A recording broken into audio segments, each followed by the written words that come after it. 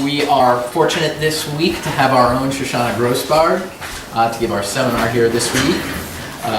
Shoshana is a pioneer in the economics of marriage and the family literature. Her work is very well known over the last few decades, in particular in economics of marriage. Her work has been published in top journals in economics, including the Journal of Political Economy, the Economic Journal. She is the founding and current editor of Review of Economics of the Household, and the economics department here is very fortunate to house that journal here. Shoshana is also a research fellow at the Institute for Labor Economics, a member of the Family Inequality Network at the University of Chicago. And today, in our seminar, she's going to talk about the economics of household organization and its relationship to domestic violence. Thank you so much for being here. Thank you so much for having me. And I want to thank you for having organized this wonderful CHUPS Institute and for having all these wonderful talks every week. And I hope it lasts for a long time. All right. So here's the screen. Milton Friedman, I had the great privilege of having a class with him. He, in his price theory, that's the class I took was called price theory. And he emphasized that there's only two principles of organization for production. One is market and the other is command. The market principle goes together with voluntary exchange. The command principle goes together with violence and force.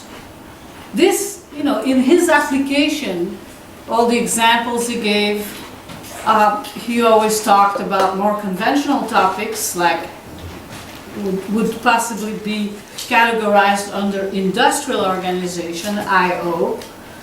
I will be talking about household organization.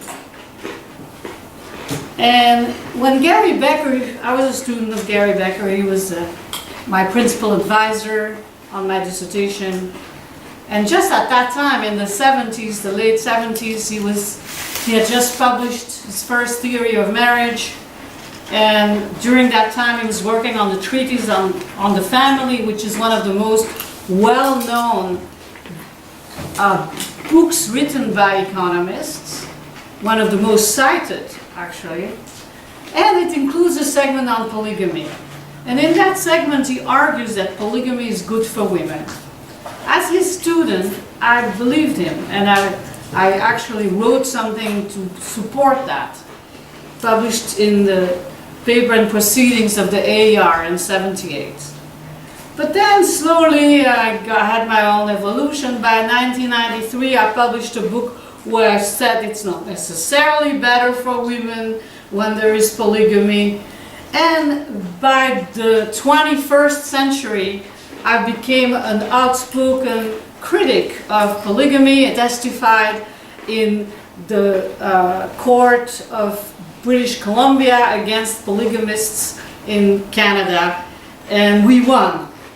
And Becker, among the last conversations I had with him, was when he died exactly 4 years ago, and this was just like 3 years before he died, and he said, "You are wrong."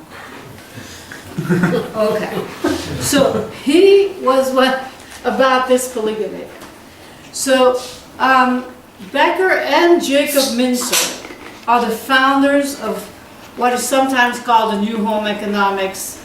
And basically the idea of this school of thought was that households are like firms, and therefore you can analyze all what couples do in other households like you would analyze other firms.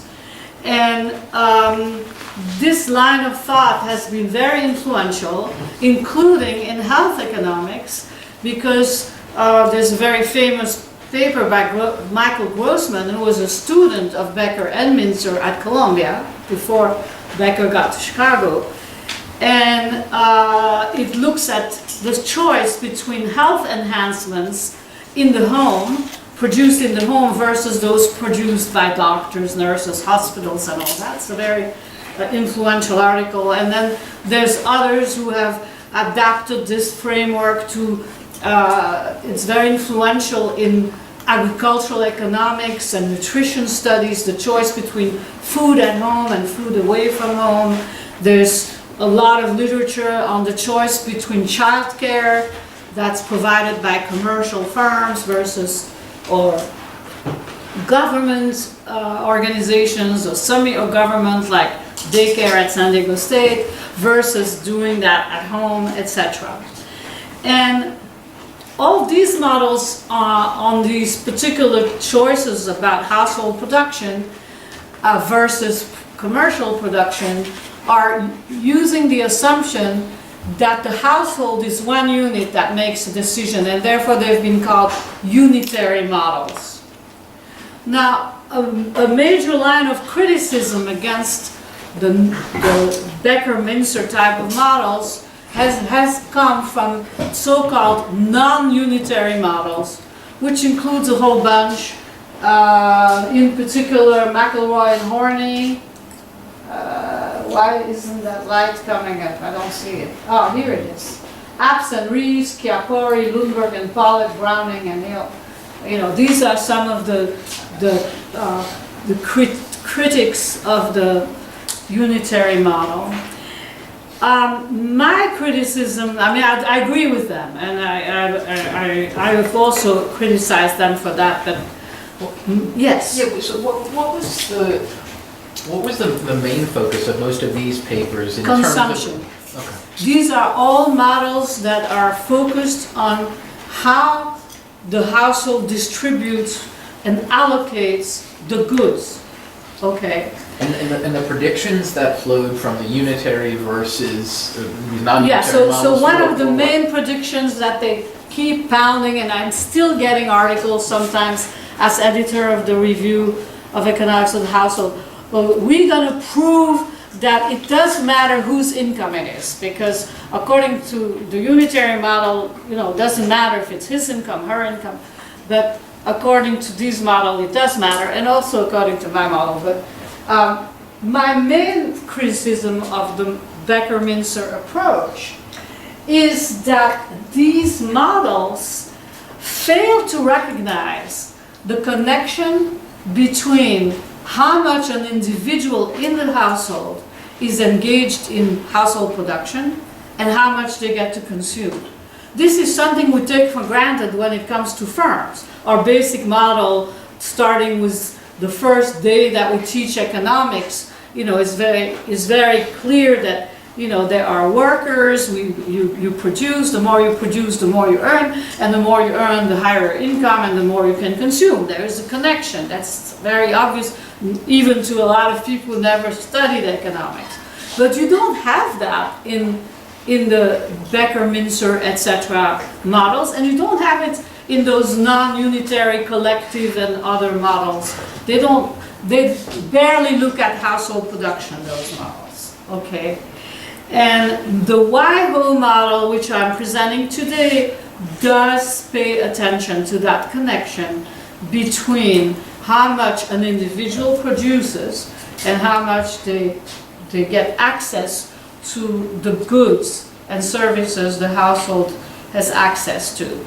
So my plan for today is, first of all, to look briefly at the roots of the problem in terms of the history of the economic thought and the institutions. I'll be very brief about that.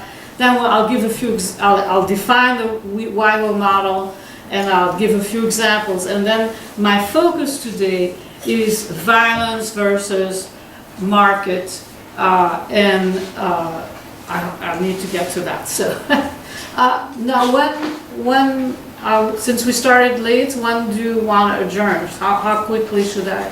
What is my time frame? I know a few people at least have to teach after class, after the seminar. I mean, so I mean, probably, you know, Could go an extra 5 minutes or Okay, 7 okay, minutes, but fine. that's probably about it. So,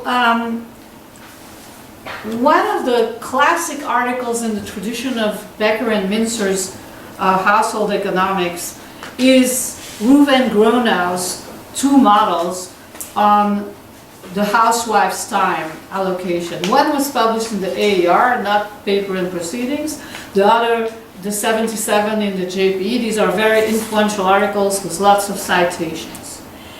And in his model, Gronau implicitly assumes that the household controls the time of the housewife. She's not independent. She can't just choose what to do. The household determines, and there is a concept of reservation wage, which is widely used until this day. You know, people don't question it. And basically, what that reservation wage implies is that the housewife has, or anybody, husband, anybody who's not in the labor force and is part of a household with more than one person, they have an independent source of income and they're alone. But their time constraint is this vertical line, and then there is the demands for their time in the household, and wherever that demand cuts the vertical line, that's the reservation wage. Okay? And that idea implies that there's no opportunity cost other than the wage. If the wage is included in the graph, the wage is lower than the reservation wage, then she's not working in the labor force. If the wage is higher, then she's working in the labor force. Okay? Now, what if she wants to do something else and produce for the household? Maybe she just wants to sleep, or she wants to listen to music, go to the beach, do something that nobody else, something private. Okay? That's not included in the model. And so you wonder why that's the case. And so you have to look at history. Becker was the youngest, no, actually Gronau is the youngest. He was born in 1937. Okay, so he's 82 years old. And Becker was born in 1930. So if he were alive, he would, be 80, well in his late 80s. Mincer was born even before, 1922. Because they were all men, and they lived in societies. They were respectively born in Becker in the United States, and Mincer in Poland, and Gronau in Palestine before Israel became a country. So it was easy to overlook that the women who work need to be compensated because they lived in traditional societies like the United States. At that time, a majority of women were housewives. Not much before they were born. In fact, 1920, the year that just before Mincer was born, you still had some states in this country that had coverture, which meant that women didn't have the right to keep their own earnings. They would make, I don't know if you know that it was some states like Florida only abolished coverture in 1920. So until that point, women who worked didn't have the right to keep their own earnings. And they didn't have the right to own their property on their own. All these things were going on. Okay. In an article with one of Joe's former students, Hazem Al-Sheikh Mubarak, here at San Diego State. Now he's almost finished with his PhD at UC Santa Barbara.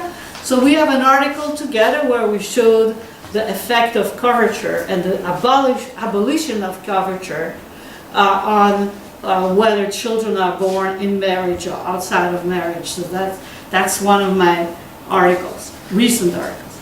Now Claudia Goldin, who has perhaps the best chance to be the first female economist to win the Nobel Prize. She has written on history of women in work in the United States, and one of the things she writes about is the marriage bars. It used to be, once a woman was married, she wasn't allowed to continue to work, and in Japan it's still quite common today, even though they said it's illegal, but it still happens a lot. Okay, so you also have institutions that are interesting because they imply that there is a pay for the housewife. For example, there was an institution in 19th century England called the whole wage, which meant that when workers would get a wage, they would give the whole wage to their wife and just keep a little pocket money. And that's also still the case in Japan in many families today. Also, it's very common that couples pool their income, and then one person is working in the household and one is outside the household, and so they basically get, the one who does the household production has no outside income, basically gets paid in the sense that they have access to the income of the household. Okay. The Kanuri people are the people I studied for my dissertation, so I read a lot about them. They live in Nigeria, in the part of Nigeria that had Boko Haram. It's very dangerous there. They're very, and they still have it. So in that society, Muslim society, very traditional Muslim society, the men control the land. They have monopoly over paid jobs, there are not that many of them. And they also, in case of divorce, they get child custody. The women, they don't own land, they don't have jobs, they don't keep the children in case of divorce. This, I don't know how much it has changed. When the data I was using were from the 1970s, but I understand it hasn't changed that much. So, these are some pictures of life in Maiduguri, Nigeria, or similar areas. Now, a few words about me. I was born after, I'm also old, but I'm born after World War II. When I went to college, there were all these revolutions. I was in Belgium and Israel, but same period, 1968, 69, you have all these revolutionaries, so I was pretty revolutionary too. And I became an active feminist. I went to manifestation. How do you say? You don't say manifestation. You say protests. Okay. Okay. And then I get to Chicago for my PhD. Took a class from Friedman, few classes from Gary Becker. Jacob Mincer came to visit. I took his class on household economics and Mincer equations. And I studied labor economics principally with H. Greg Lewis, who is not that well known though. He's a very nice man. He was born 1914, died in 82, and he left a few months after we finished taking his classes. He got a job at Duke University and he died there. Okay, next. So when I was sitting in H. Greg Lewis class, and he was teaching a lot of household economics based on Becker and Mincer stuff. And he's teaching us this housewife value of time thing. And I remember, I don't know if I asked the question, but somebody asked, what about sleep? Where do you, he said 24 hours, the constraint is 24 hours a day. So somebody asked, what about sleep? And remember we laughed because he said, okay, we'll take out 8 hours or something. He said something like that. And I was, my reaction to this at that moment was, oh, I'm so happy I'm not a housewife. I'm never going to be a housewife. So, but it didn't occur to me that there's something flawed in the model. But a year later, my model was born. So basically, what I did is I brought together the ideas of the household as a firm, Milton Friedman about the price mechanism, Greg Lewis, all the things he had taught us in labor economics, and reading intensively about the Kanuris of Nigeria.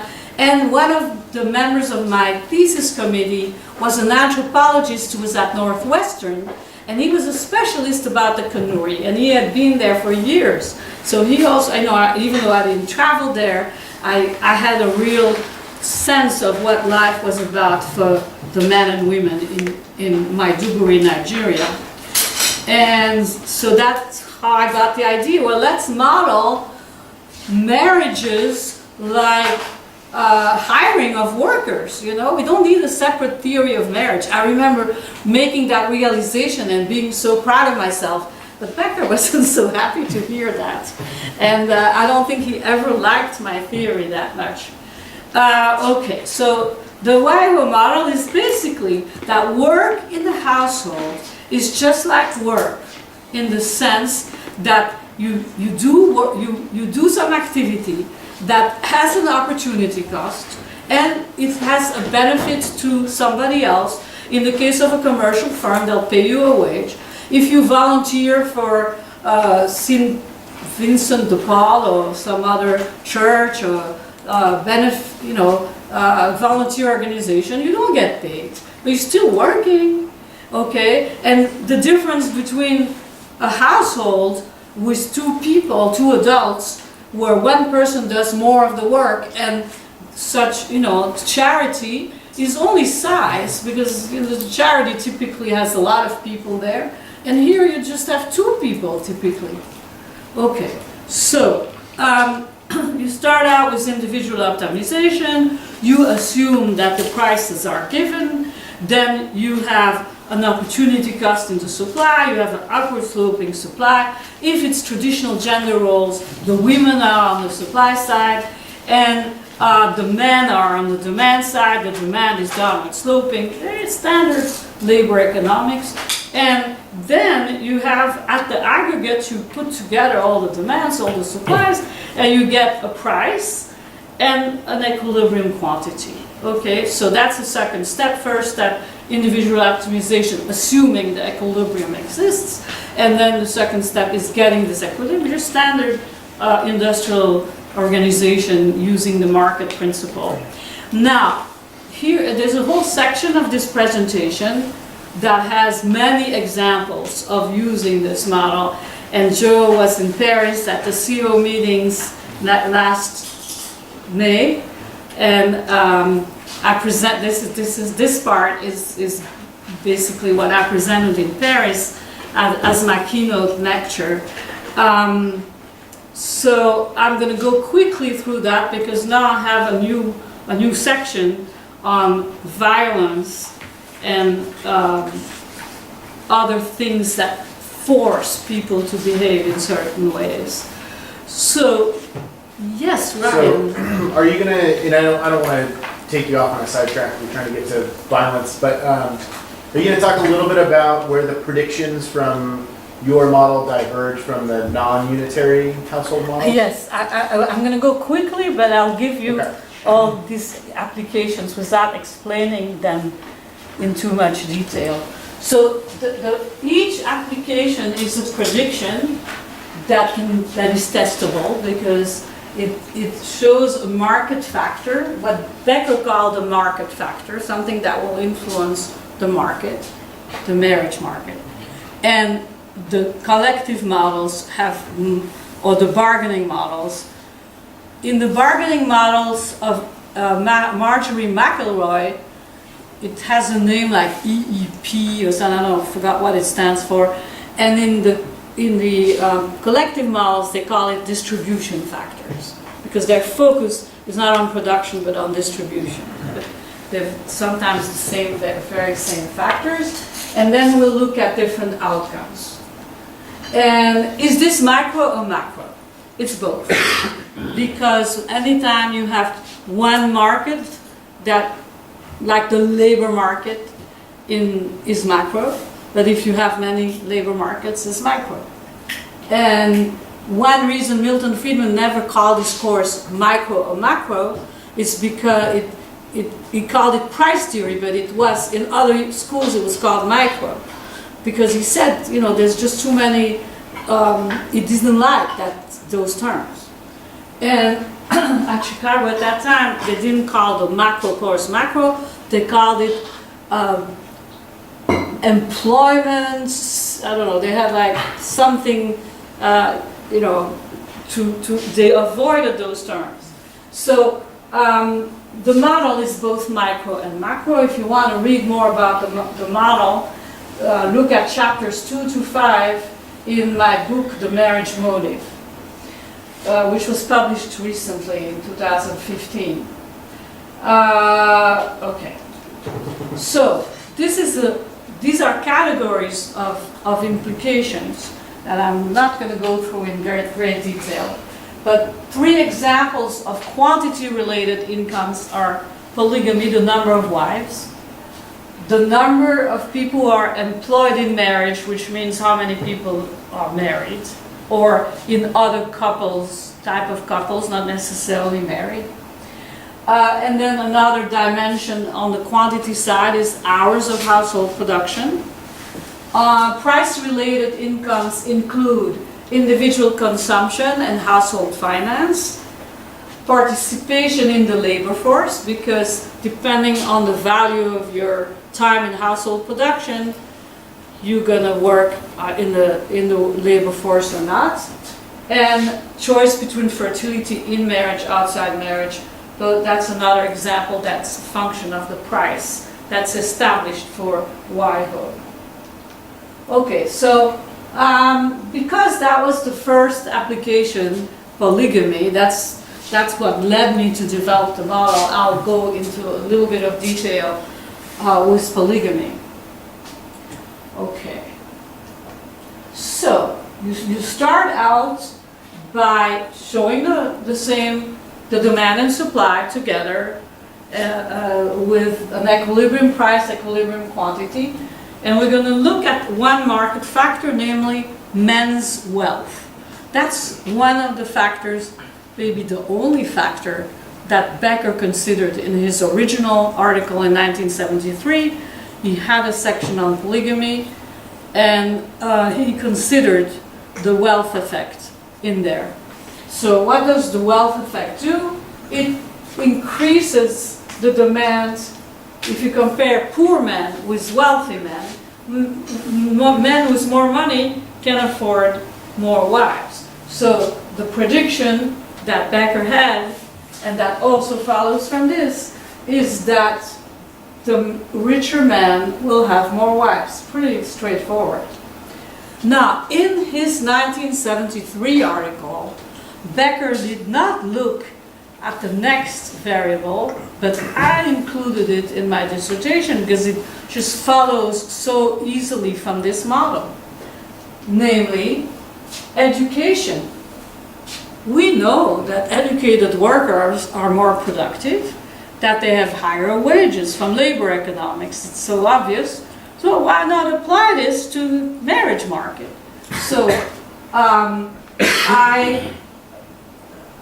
I don't know if I have, no, I don't have a chart for it, but you know, you don't need one, because if you have workers who are more productive, you have skilled workers, unskilled workers, the unskilled workers get paid less, the skilled workers get paid more, and within the context of polygamy, the skilled workers, the women who are skilled, let's say they know how to read and write, or maybe just read, that they can read labels, they can make better choices for the family, they are more valuable.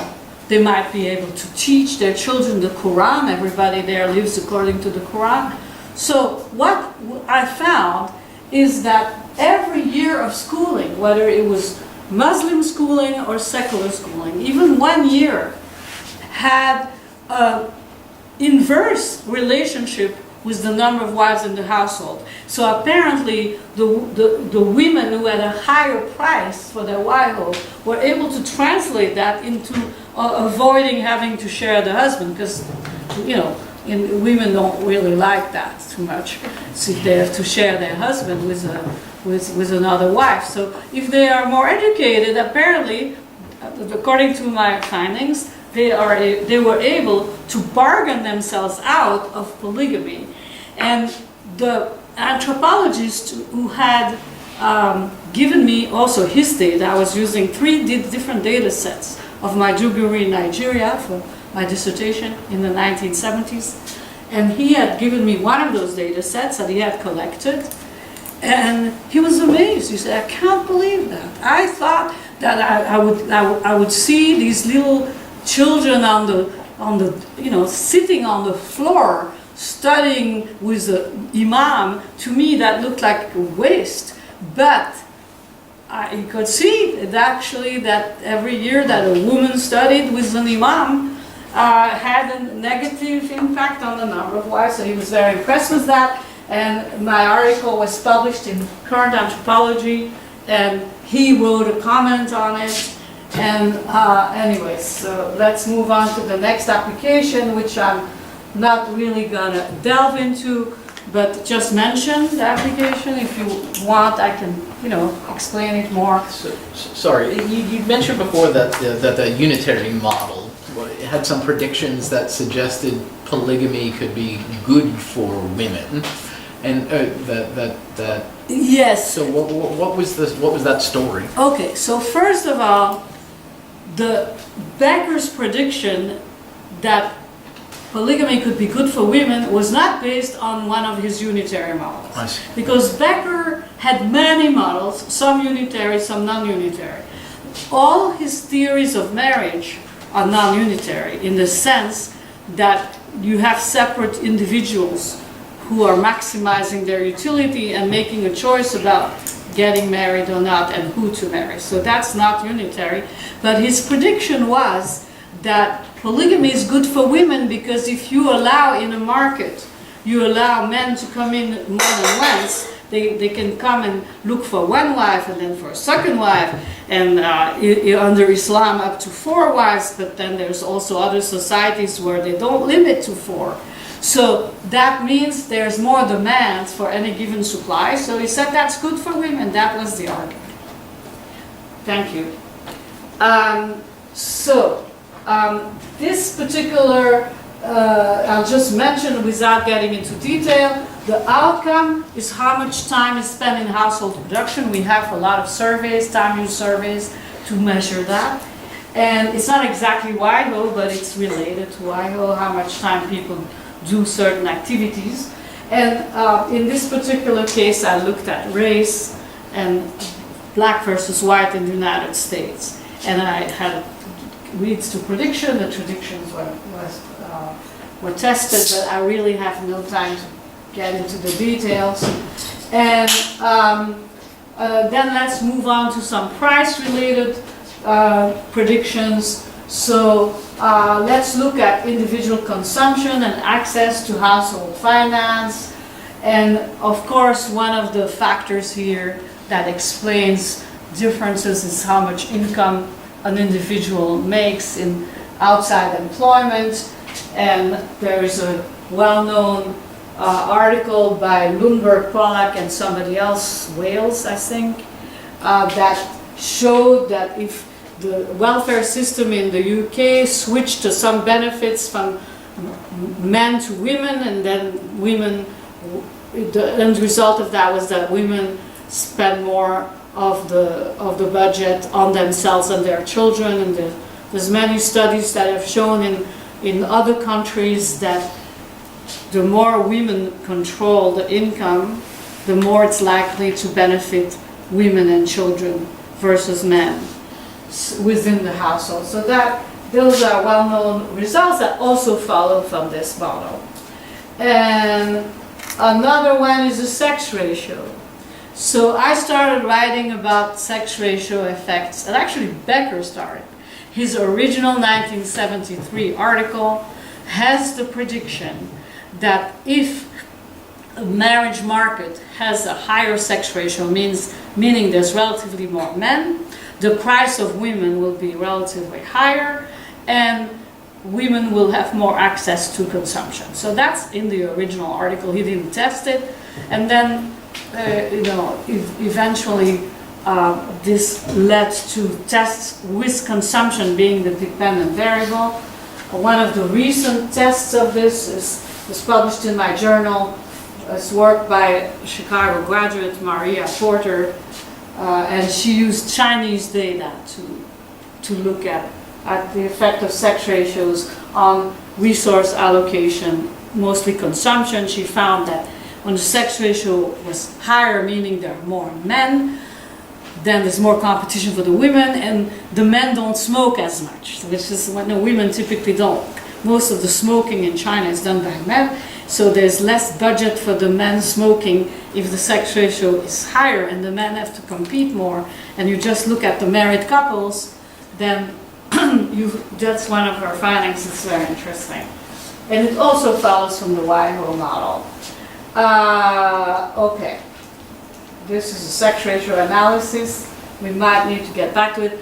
Then, a big part of my empirical research over the last few decades has been dealing with labor supply as the dependent variable and adapting the model to explain labor supply and why labor supply is a function of marriage market conditions, which you don't see that in labor economics textbooks. Most people still haven't integrated this insight into labor economics. And I got this idea while I was at the Center for Advanced Study at Stanford in 1980-81, and I'm skipping that, but basically we'll summarize the argument that when the sex ratio is higher and therefore the price of time in household production for the women is higher, they get paid more for doing some household production. Therefore, when it comes to choosing between work outside the home and work inside the home, they're less likely to go and work outside the home. And I was able to, that at the time this was published in the Economic Journal, I didn't have empirical section, but then I've done work on this for over many decades, including an article with a San Diego State master's student, Matthew Niederfer. That was years ago, and he went for a PhD at Texas A&M, but he never finished because he started working for Stada. I think he might still be working for Stada. Okay. Then also, how education affects labor supply. You have to take into account how education affects value in the marriage market, and it's not so straightforward as you would think. And Joni Hirsch applied this idea in an article about opting out by women who went to elite colleges. And another application is joint custody laws. Again, I don't have time to go through that. It's actually citing research also published in WIHO. Okay, out of couple motherhood, that I don't have time to go into that. I don't think so. I might be able to get back to this because now I'm going to be focusing on household organization, male domination, and gender roles. And I'm going to be looking at 3 kinds of institutions that vary across the globe and within various societies. They vary, there's variation that can be observed. And namely, how much domestic violence is there in this particular society or community? Obstacles to the availability of outside employment. How difficult is it for women in particular to get outside employment? And also, what kind of laws do they have regarding divorce and separation that could discourage women from wanting a divorce? Okay. So we start out by domestic violence. And this has been one of the worst ways humanistically, by which men have forced women to supply more hours of WIHO than they would want to otherwise. And one example of that is that in some countries it's legal for husbands to rape their wives. The wives have no recourse, and other countries make that illegal. There's countries that force women to marry their rapist if they were raped while they were single, and a man rapes them, then they have to marry him if he wants to marry her. Things like that. There's still some countries have that, in particular Latin America. Okay, and it could also be that domestic violence is illegal, but it's not enforced. The law is not enforced, and it's rampant. So what is the effect of that? So here is a market for WIHO, and basically what that does, it forces women to stay married if they're already married, but they're being physically abused, and because they don't have a choice, they don't have the law protecting them and giving, possibly the government giving, or some organizations giving them an alternative. So the result of that is that it's not just going to affect the women who are the victims of domestic violence. It's going to affect the whole market because of this macro side. So it's going to lower the price of WIHO because the market has all these women in it who are doing it just because they're forced to. And if the price of WIHO is lower, then it's going to mean that there is less access to consumption for women, even in cases where there's no domestic violence whatsoever, but this is going to influence the market price of WIHO. And okay, so everybody sees the lower price. Now, that's testable. Okay, I don't have any tests to present to you today, but hopefully tomorrow some people can do some tests of how is domestic violence the prevalence of domestic violence, how is it related to the allocation of consumption goods in married households or couple households. Okay, so this should be, this has implications for consumption, and it has implications for individual happiness. We have lots of measurements of individual happiness, so we should find that even where there is no domestic violence, women might be less happy in their marriage because they might not be treated as well even by the husband who's not violent. Question? Okay. It might also imply a higher labor supply because women might feel more of a need to supplement their income to the extent by working outside, assuming there are no constraints on the outside work, which is the next point, that societies often have restrictions on women's employment outside the home as a means for men to obtain the WIHO at a cheaper price, because it's basically at the macro level it's the same thing. If women don't have the option of going in the labor force and getting their own income, they're forced to supply their WIHO as their only means of survival, and that will lead to a larger supply relatively to the demand and lower prices. So it is a way for men to manipulate or influence the WIHO market. And this is something that I argued in court, in the Supreme Court of British Columbia. Basically the government started this lawsuit, and they wanted it to be very clear that polygamy is illegal. And there were all these groups, including polyamorous and the feminist organization of British Columbia, who argued, well, what's wrong with polygamy? Let's give people the right to do what they want. And a former minister of Canada argued the government has no place in the bedroom. Why is it something the government should get involved with to say that polygamy is illegal?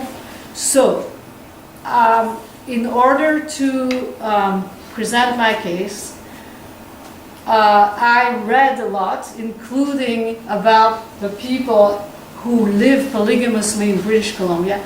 They live in isolated settlements along the border with the US, and they basically force the girls to marry polygamists as soon as they are like 17 or 18. They often make them cross the border into settlements in the US where they are illegal because they're Canadian, they don't have US citizenship, and so they can't really go easily to the police and complain. And so the polygamists in those isolated areas don't have jobs for women. There's no jobs for women. Women who want to get out of this lifestyle have to escape. They have to go to a city far away from home and find a way to, they're not raised to have a profession. And so, there's many women who have testified about how difficult it's been for them. And so I use that information and some other stuff, including a report by the feminist organization of Quebec, where the feminists of British Columbia were the English-speaking ones. They were in favor of polygamy, but the Quebecois ones were against polygamy. Why? Because in Quebec, they have encouraged immigration from all French-speaking countries, including Mali and many African countries with very high rates of polygamy. So they had first-hand experience, and the social workers in France and Canada and French-speaking Canada have reported about all kinds of problems with polygamy and how women are treated. So they had information about this. And anyway, so basically the beautiful model of Gary Becker doesn't hold because women are not free in those polygamous societies to capture their higher value in the marriage market, because the societies that are led by men also make sure that the women are not able to capture their value by, for example, not allowing them to have outside jobs. So that's the argument. And the marriage bars that prevent married women from working have the same impact. They make women more dependent on income from WIHO and increases the supply of WIHO, lowers the price. Here is a really interesting application to Malawi. This is also an article I published in the Review of Economics of the Household, an article by Selma Walther, published just 2 years ago. And in Malawi, you have patrilineal tribes and matrilineal tribes. The matrilineal tribes, the women have property rights on land. I mean, it's agricultural. The whole country is mostly agricultural. And the women do most of the work in the farms. But in the matrilineal societies, they have property rights over the land, and they have better divorce laws that protect them more. But that's the next point. But just based on the land ownership, it means that the husbands are dependent on their wives for their livelihood, because if you don't own land, or you own land with your sister somewhere, they live with their wife on land that's owned by the wife in her tribe. So what the implication has been that, again, that in the patrilineal tribes, she found that in the matrilineal tribes, husbands work harder in the labor force and drink less. So the women are doing their WIHO, but in the matrilineal tribes, the men are doing more in return to make it fair for the women. But in the patrilineal tribes, they don't work very hard in the labor force, and they drink a lot more.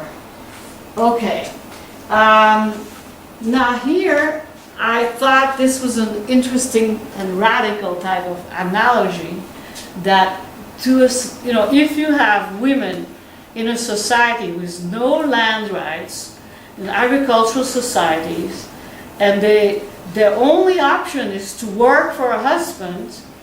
And in WIHO, Dhaka WIHO, it's really similar to serfdom. And there's a recent article by Jensen showing that in Denmark, when they reintroduced serfdom in the 1733, that led to a significant reduction in the wages of farm hands. So this is the equivalent of, you create serfdom. Basically what it means, you don't give the workers the option to leave their employer and go to another farm because they're owned by the farm. And so that's really the same thing with marriage. If a woman is working for one husband and the divorce laws limit her mobility, she's dependent on this husband, and he owns the land, she's stuck, and she might get a lower wage, but we don't have wage data. Whereas in Denmark in the 1700s, 1800s, they had wage data. Okay. Limiting women's rights after divorce. Here's another one.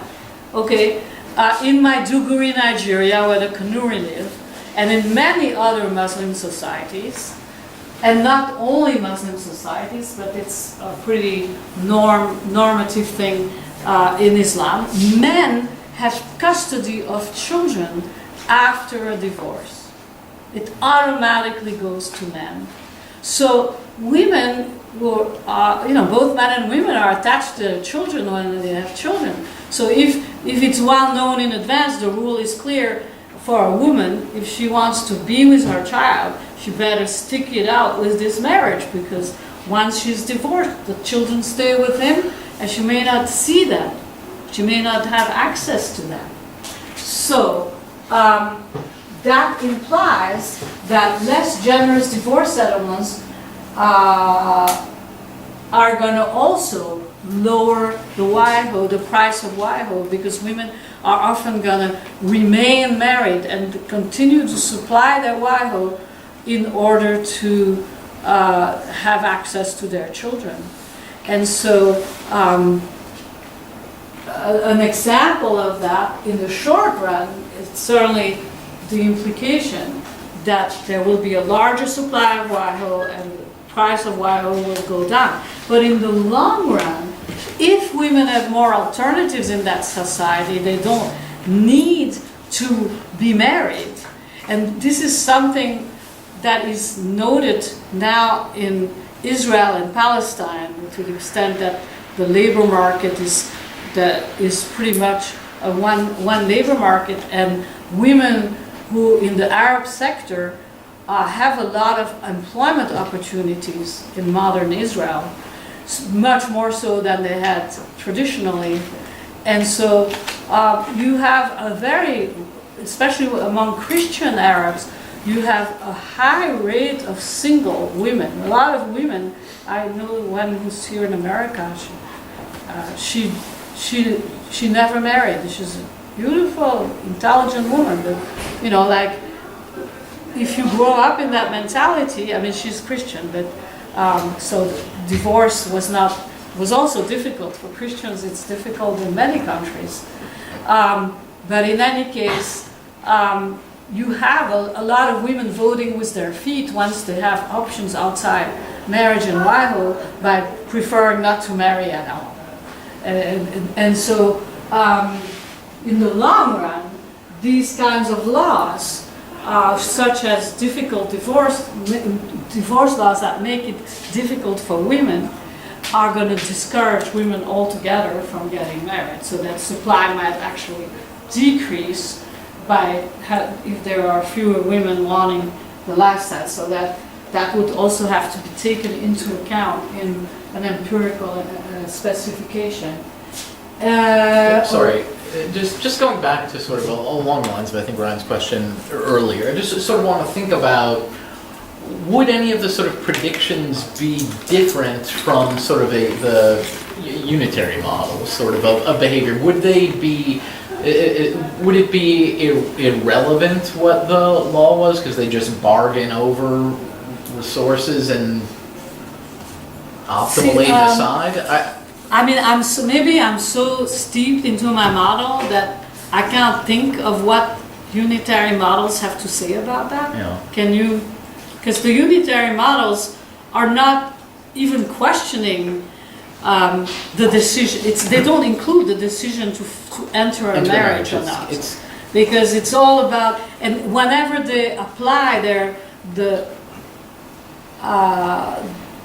all these applications, including in health economics, they take the household structure as given. They say, okay, there's a household, but they don't look at the formation of the household. It's not endogenous into the model.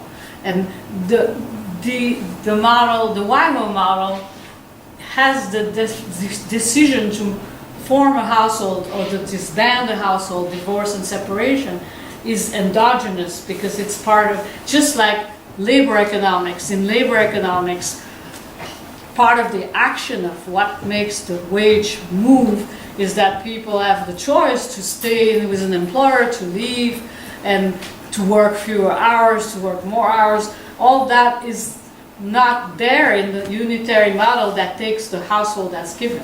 And they don't ask the question, are people going to want to form a household or stay in a household? Shoshana, I think Joe might have meant non-unitary models, just like the class of household bargaining models that you talked about. They were kind of the first response to bargaining models. Yes, he mentioned within household bargaining. And so I think he meant to say non-unitary. Okay, but so it's a simple bargaining model where you have two parties. The bargaining models, the collective models, the consensus models that I mentioned earlier, they also take the household as given. They don't include the decision to form a household or to leave a household. They empirically typically choose dual earner couples as their, all the Chiapori stuff is always about dual earner couples. They don't include the couples where there's only one earner. So the WIHO model, then, what that kind of gets us is it says why, if things are so bad for women in these societies, does this give us insight as to why then they would decide to marry, or why then they would enter this? And that's something that these non-unitary household bargaining models can't tell us about? Well, for example, the collective models have also included sex ratios in their, about 15 years after I started writing about sex ratios and labor supply, they found a way to include that in a distribution factor. Mm-hmm. So you do have some marriage market considerations, and they could possibly see my presentation and say, oh, good idea, we'll put that into a distribution factor. So in principle, you can include divorce laws as a distribution factor, or factor influencing the sharing rule, what they call the sharing rule. Is that like a Nash bargaining kind of problem?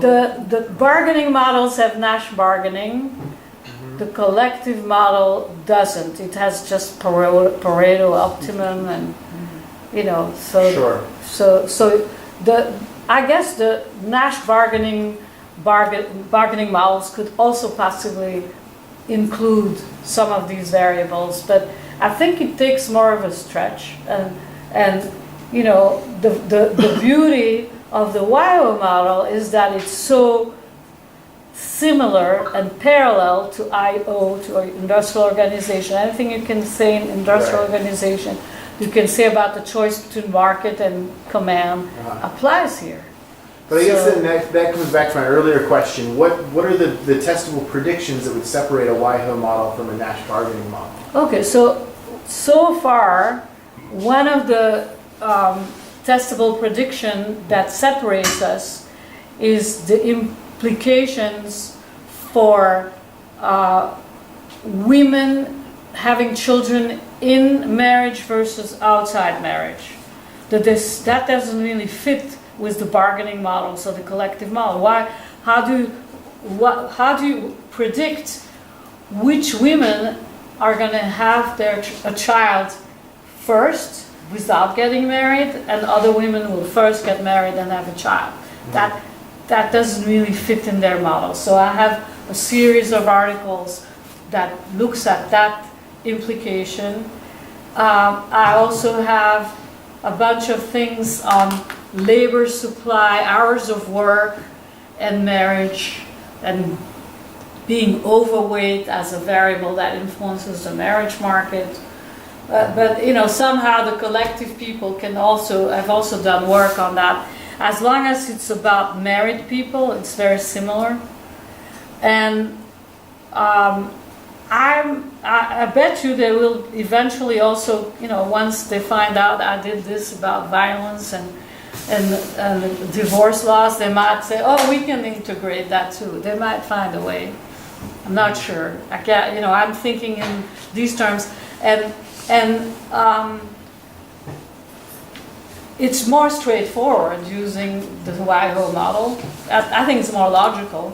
I encourage you to read some of the like the article by Chiapori, Fortin, Lacroix that was published in JPE that has a test for the sex ratio effects on labor supply.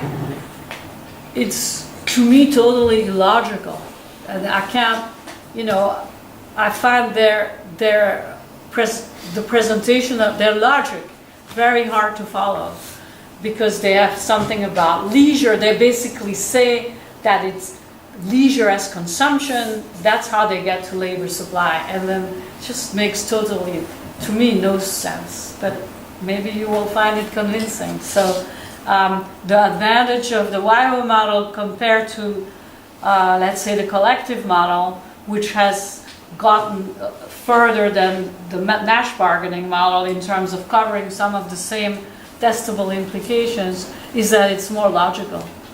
And it's more, and you get in one bite, you get all these implications, just finding the parallels with labor economics and other markets. So it's not far-fetched. You don't have to come up. Becker took 19 pages. I didn't tell you that story. So in his original 1973 article, he only had the prediction that men with more wealth will have more wives. In my dissertation, I said, well, it's also women with more resources, like they have more education, they're more productive, they will live in households with fewer wives. Okay, by 1981, Becker publishes a treatise on the family. Guess what? He also has the prediction that when women are more productive, there will be fewer wives. And it took like 19 pages to get there. It took me half a page, because I just said, let's look. You know, it's a labor market. The women who are more skilled, they get paid more, and they are using their bargaining power to say, I don't want a co-wife. So it's much faster. If I may add something, No. I would say like those different models is like they're not intrinsically have different predictions as a construct. I mean, they can be like, you can have like similar predictions here and there, because Sure. their like main focus was like an ontological question. What's like the real household? How do we really get close to reality? How do we sophisticate the modeling mathematically? So they go that path, and sophisticated mathematics trying to get close to the reality and inventing sharing rules and things you cannot like empirically account for. Sure. Then they got into a point that, oh, we can test that. How do you like define a sharing? What is it? How do you see it? How do we, you know? So they kind of like go back again, like the Chiapori models, the collective models, and they try to simplify all this mathematical sophistication to have like testable implications and try to get closer to empirics. Sure. So intrinsically in them, they don't have like divergent kind of, in my opinion, as far as I know, divergent like plungements or deductions that tells you unitary model is gonna tell this about fertility, non-unitary collective is gonna, like Shoshana said, they can get borrow from each other, and depending on the empirical objective, they can like be with that and against that at the same time, because the main core difference between them is how mathematically they account for reality, and they try to do that. So actually, there's not that many players in theories of marriage and household formation and consumption and all these. There's not that many players who do theory. I mentioned the ones on that list. One of them is Patricia Apps, who has teamed up with Ray Reese. So you have a bunch of Apps and Reese articles. I recently organized a session at the ASSA, in the last one, January, and I invited Patricia Apps to participate.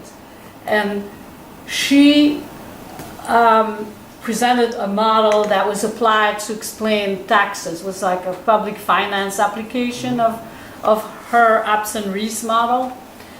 And basically, the Apps and Reese model and the Chiappari models, they're very similar. They all have sharing rules.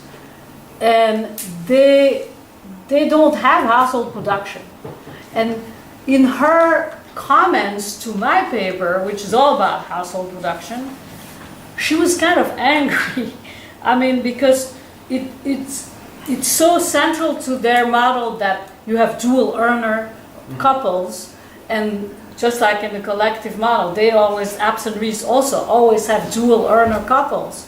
And they have a hard time incorporating a household where there's only one earner. And she personally appeared to be angry at the idea that there are some women who don't work. She was addressing something. So they don't want to look at that. And a lot of feminists have that same reaction, like Barbara Bergman was furious with Becker and me because we even consider polygamy. I mean, Becker, okay, he deserves it because he actually justified the system, but eventually I became an opponent of polygamy, but just modeling a household where women don't have their independent career just seems antithetical to their principles, and they can't handle it. That's part of my explanation for why these other models stop from the point where you can reach more conclusions and do more testable, derive more testable implications.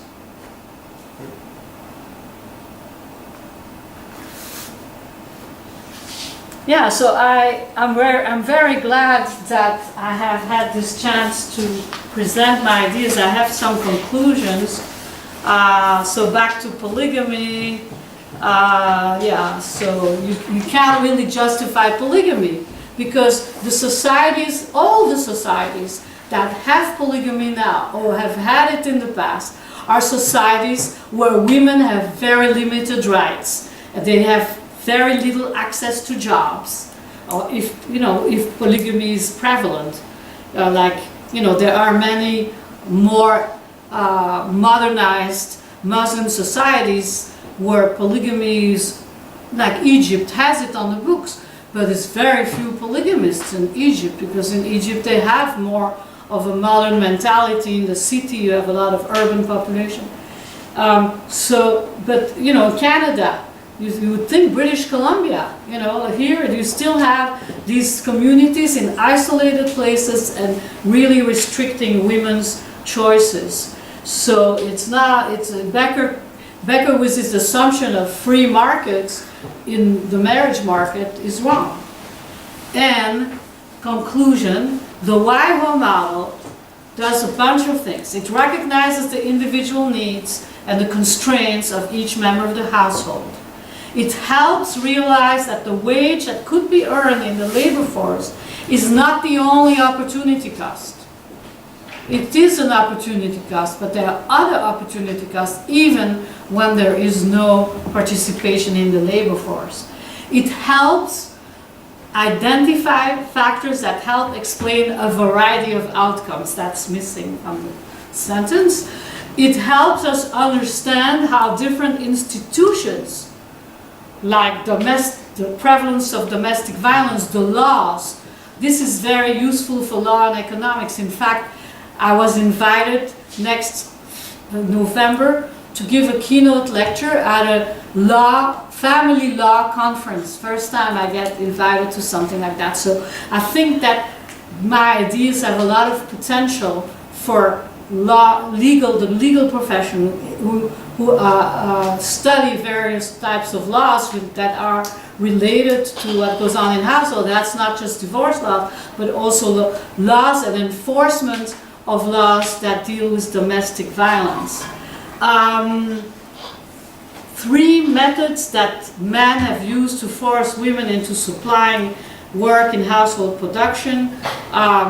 These can be, again, these are legal and policy implications because countries have all these limitations, typically on women, but not necessarily on women. And also, to the extent that we want a society where people are freer to be happy the way they want, recognizing many types of marriages, including same-sex relationships, and many types, you know, some people want this kind of ceremony, some people want that kind. If the framework that I've introduced here can help assess the value of all kinds of laws that have an impact on the marriage market, on the WIHO markets. Thank you.